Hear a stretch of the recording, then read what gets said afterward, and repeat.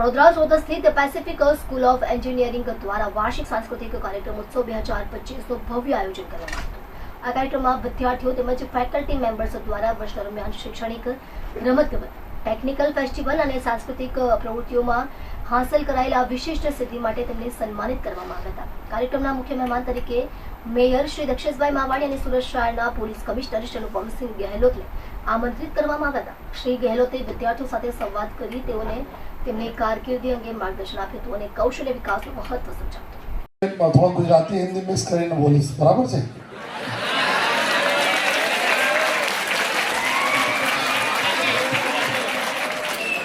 आज सबसे पहले मैं यहाँ पे मंच में विराजमान, आज उत्सव के हर एक इंस्टीट्यूट का एक पहचान होती है। इस इंस्टीट्यूट की पहचान जो कल्चरल फेस्टिवल है, उत्सव, उससे है। तो आज मंच पे विराजमान प्रिंसिपल जयेश भाई, वाइस प्रिंसिपल जी जोशी जी, सारे डिग्नेटरीज, जजेस और जिनके वजह से और जिनके लिए ये कार्यक्रम है, वैसे हमारे આપનો પરિચય ને આપણી સ્કૂલનો કોલેજનો પરિચય। મારું નામ ડૉક્ટર કંદર્પ જોશી છે। હું Pacific school of engineering diploma સ્ટડીઝમાં વાઇસ પ્રિન્સિપાલ છું અને આજે અમારો ઉત્સવ 2K25 વાર્ષિક સાંસ્કૃતિક કાર્યક્રમ છે। આ કાર્યક્રમનો ખાસ પર્પઝ તો એ છે કે આખા વર્ષ દરમિયાન જે પણ વિદ્યાર્થીઓ છે અને અમારા ફેકલ્ટી મેમ્બર્સ છે એના એચિવમેન્ટ હોય, એમના જે પણ રેન્ક આવ્યા છે તો અમે બધાને એપ્રિશિએટ કરીએ છીએ અને સાથે એન્યુઅલ પ્રોગ્રામ છે એટલા માટે સાથે ડાન્સ, ડ્રામા અને વિવિધ કલ્ચરલ એક્ટિવિટી રાખવામાં આવે છે। આનાથી બાળકોના ભવિષ્યને આગળ જે કારકિર્દી બનાવવાની છે તો કેટલો ફરક પડશે? આવા પ્રકારના પ્રોગ્રામ જે છે એમાં અમે ખાસ એવું ધ્યાન રાખીએ છીએ કે જે પણ પ્રાઇઝ આપવાના છે તો એ લેવલના ગેસ્ટને અમે ઇન્વાઇટ કરીએ કે જેનાથી સ્ટુડન્ટને મોટિવેશન મળે। જેમ કે આજના આપણા જે ગેસ્ટ હતા એ આપણા ઓનરેબલ મેયર શ્રી હતા, પોલીસનર ઓફ જે આપણા કમિશનર છે એ પોતે પણ સિવિલ એન્જિનિયર છે, તો કમિશનર સાહેબ અમારા ગેસ્ટ હતા। આ સિવાય L&T છે, અદાણી છે, સાઈ ઇમ્પેક્ટ છે, JMT કાસ્ટિંગ છે, ટોપ લેવલની જે કંપનીઓ છે એમાંથી અમે અલગ અલગ ગેસ્ટને બોલાવ્યા હતા।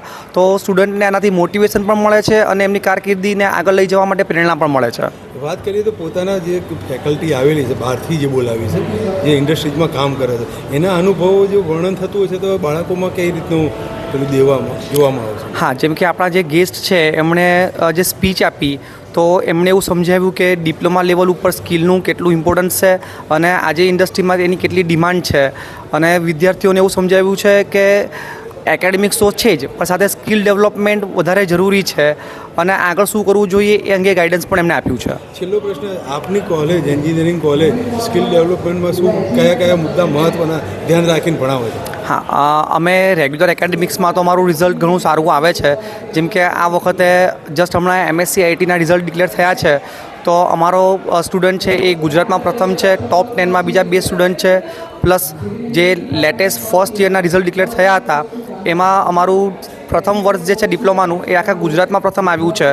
હવે આની સાથે અમે સ્કિલ ડેવલપમેન્ટમાં અમારા MOUs છે, અમે આર્ટિફિશિયલ ઇન્ટેલિજન્સ છે, મશીન લર્નિંગ છે, પ્રોફેશનલ સ્કિલ છે, આના માટેના અલગ અલગ પ્રોગ્રામો કરી રહ્યા છે કે જેથી સ્ટુડન્ટ એકેડેમિક અને પ્લેસમેન્ટ માટે પણ જે જરૂરી વસ્તુઓ છે એ ફૂલફિલ કરી શકે।